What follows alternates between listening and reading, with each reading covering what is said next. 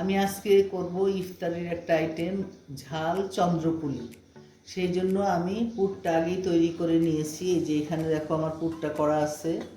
আমার এই যে চিকেনের ব্রেস্ট পিসটা একটু লবণ আর একটু আদা রসুন বাটা দিয়ে সিদ্ধ করে ছড়িয়ে নিয়েছি। তারপরে গাজর কুচি, ক্যাপসিকাম কুচি আর অল্প পাতাকপি কুচি দিয়ে একটু ভাজা ভাজা করে নিয়েছি। হ্যাঁ, এটা করে নিয়েছি যাতে আমার ভিডিওটা শর্ট হয়। এখন আমি এখানে 2 চামচ আটা নিয়েছি, আটা দিয়ে করব। তারপরে আমি 2 চামচ তেল দিয়ে দেব। তেলের মধ্যে দিয়ে দিব 1 চামচ লবণ, তারপরে দিয়ে দিব 2 চামচ চিনি, ছোট চামচে 2 চামচ চিনি। এখন আমি এটাকে সুন্দর করে ময়ান দিয়ে নিব। এই ময়ান দিয়ে তারপরে আমি ছোট ছোট করে লেচি তৈরি করে তারপরে পুরটা ভিতরে দিয়ে চন্দ্রপুলি পিঠাটা তৈরি করব। তোমরা সাথে থাকো, দেখবে আমি কিভাবে করি। হ্যাঁ, এই যে একটা শক্ত ডো তৈরি হয়েছে। হ্যাঁ, একটু আমি সামান্য তেল উপরে দিয়ে এটাকে আমি 10 মিনিট রেস্টে রাখবো, বেশিক্ষণ না, জাস্ট 10 মিনিট রেস্টে থাকবে। রেস্টে রাখার পরে তারপরে ছোট ছোট লেচি করে আমি চন্দ্রপুলি পিঠাটা করব। আর এদিকে আমি এখানে দেখো আমি কর্নফ্লাওয়ার একটু তেল দিয়ে গুলে রাখছি, কারণ এটা আমি বর্ডারটা যখন আটকাবো তখন এটা আমার কাজে লাগবে। ঠিক আছে, যেমন আমার সাথে থাকো, আমি ছোট ছোট রুটিগুলো বানিয়ে তারপরে আমি তোমাদের দেখাচ্ছি।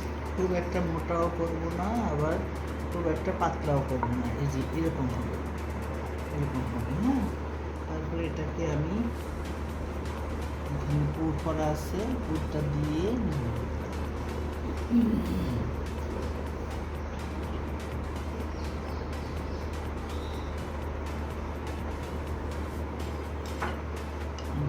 কর্নফ্লাওয়ারটা সাইডে দিয়ে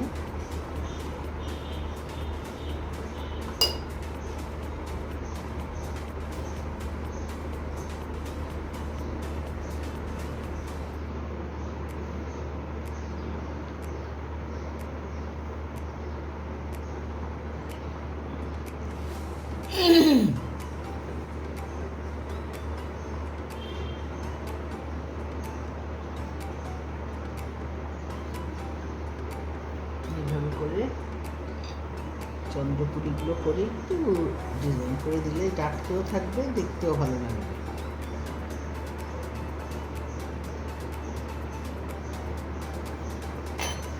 এই হয়ে গেল আমার চন্দ্রপুলি,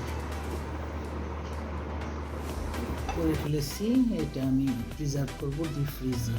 যখন মনে হয় এয়ার ফ্রায়ার দিয়েও ভেজে খেতে পারি, অথবা তেলে ভেজেও খেতে পারি। হ্যাঁ, তোমরা এইভাবে করে প্রিজার্ভ করতে পারো। ওকে, থ্যাংক ইউ বন্ধুরা। আবার নতুন কিছু নিয়ে হাজির হব তোমাদের মাঝে। আল্লাহ হাফেজ, ফি আমানিল্লাহ।